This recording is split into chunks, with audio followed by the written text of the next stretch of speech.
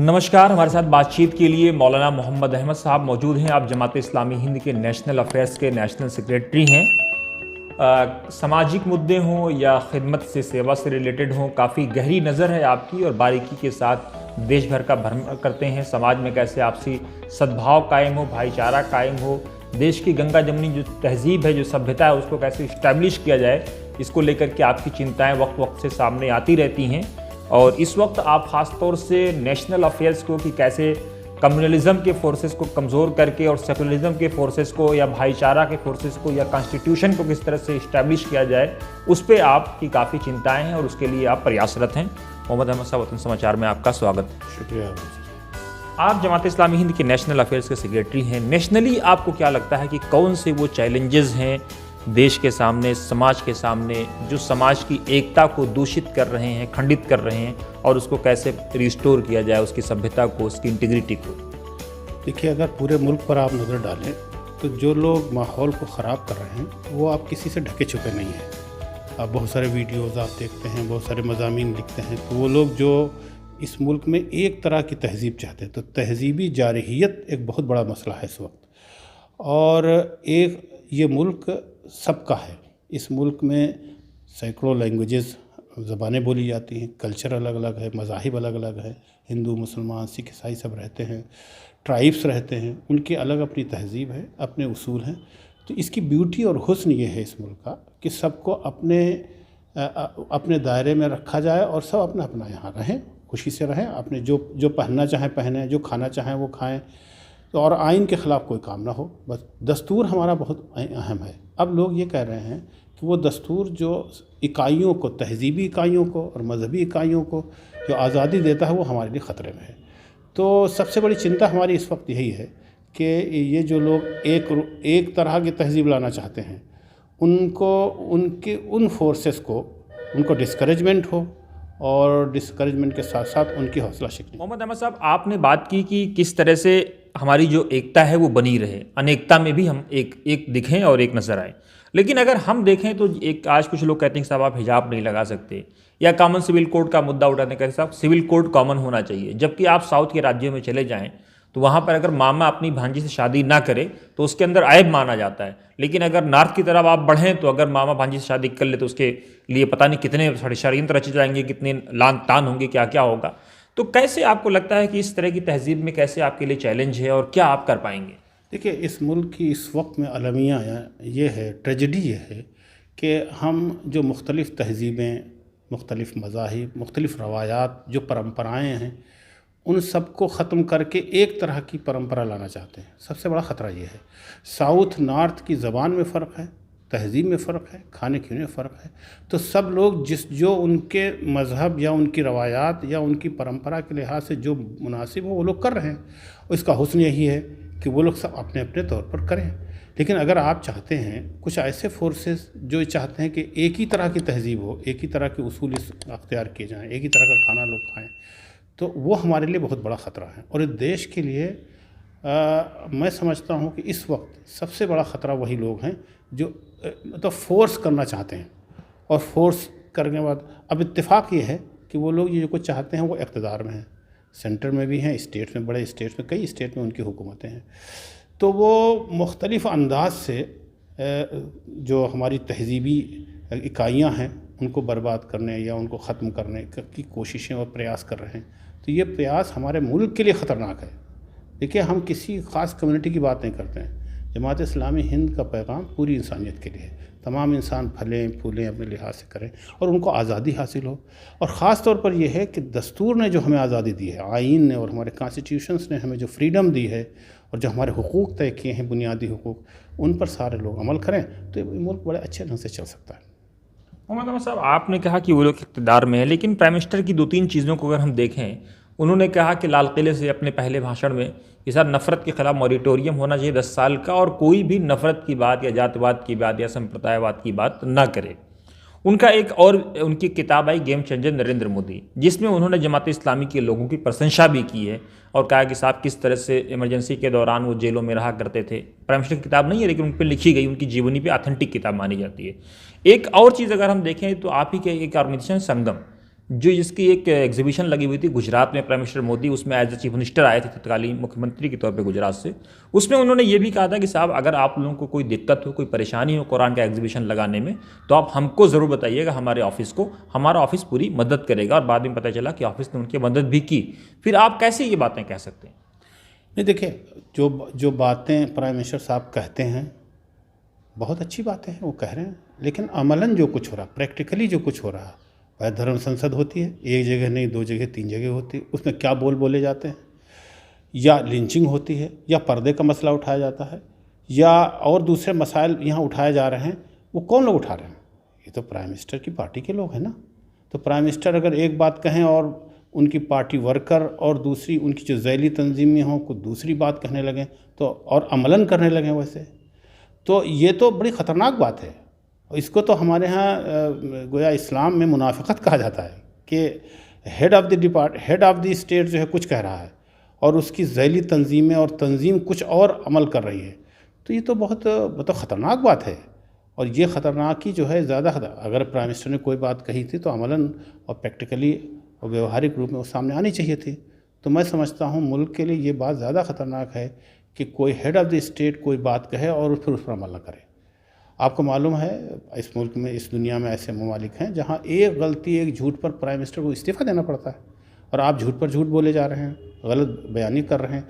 और अब देखिए, ये बात मैं नहीं कर रहा हूँ, आप मज़ामीन को देखिए और लोगों की रायों को पढ़िए और चैनल्स पर डिस्कशंस जो हो रहे हैं वो देखिए, तो सब लोग ये कह रहे हैं कि भाई वो प्राइम मिनिस्टर साहब झूठ भी बोलते हैं, गलत बयानी से भी काम लेते हैं, उनकी अपनी मसलहत और अपनी ज़रूरत के हिसाब से वो बयानात देते हैं।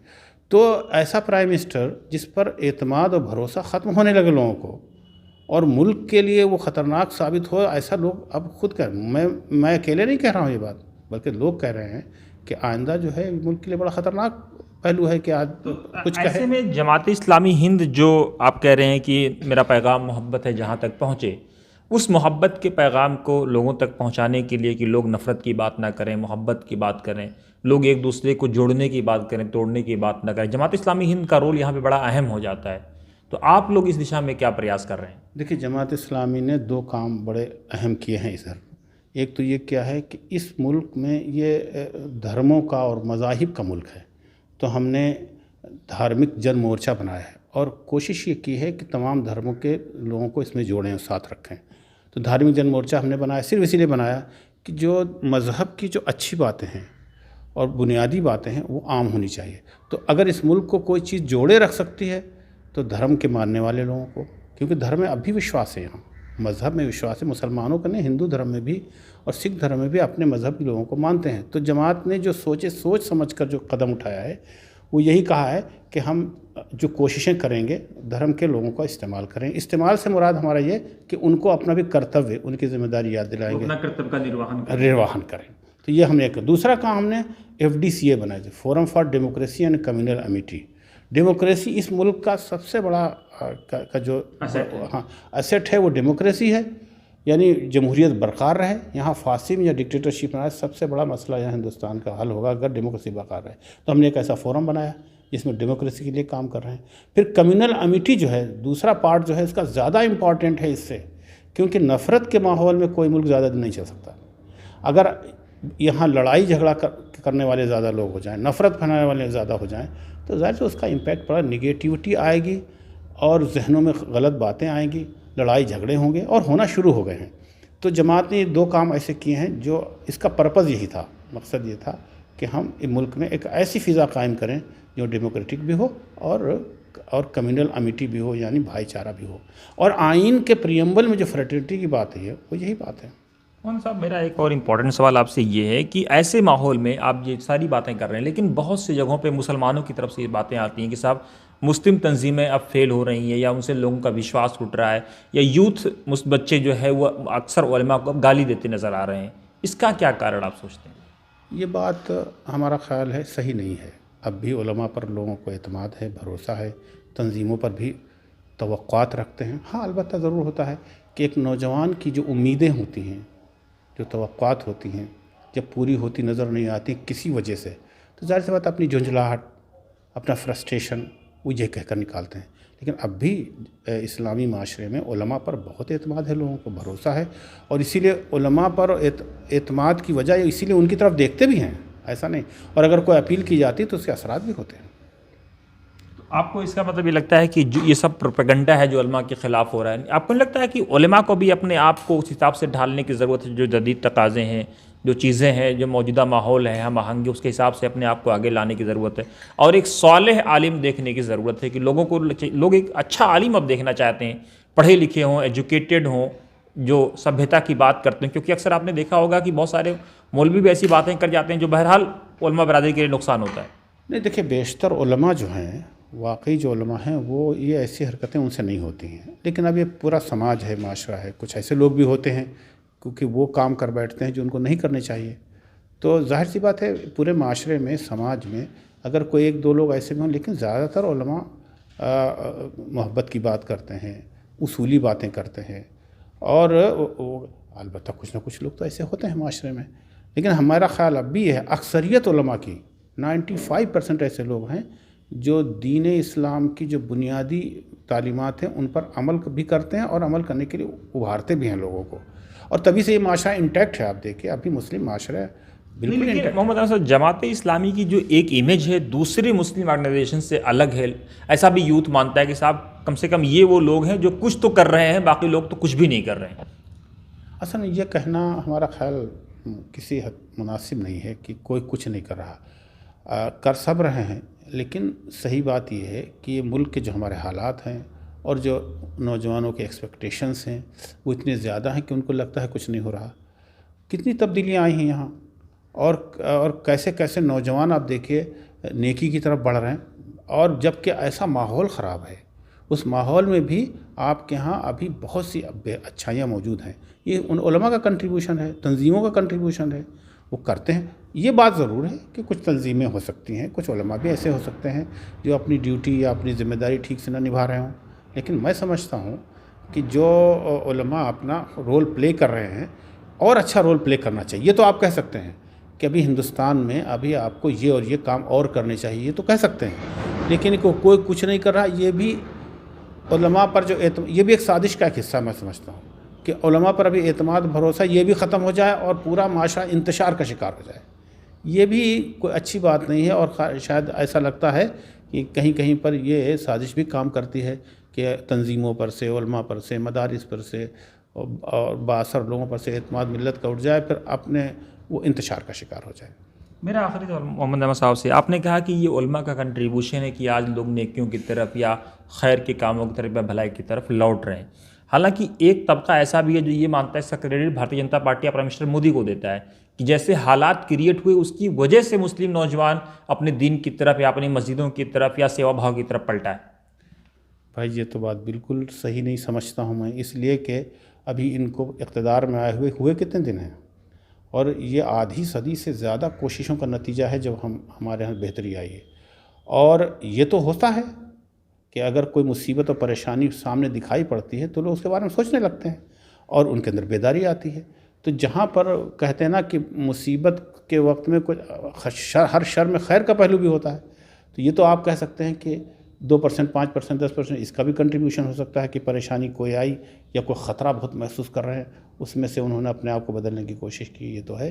लेकिन सही बात यह है कि उलमा का कंट्रीब्यूशन है, जमातों का कंट्रीब्यूशन है, उन्होंने रात दिन मेहनत की है, तो उसको डिग्रेड नहीं करना चाहिए।